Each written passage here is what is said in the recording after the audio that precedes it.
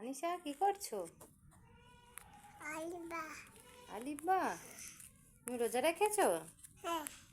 কতটা রোজা হলো তোমার? থোড়া টাটা দাও, টাটা টাটা দাও।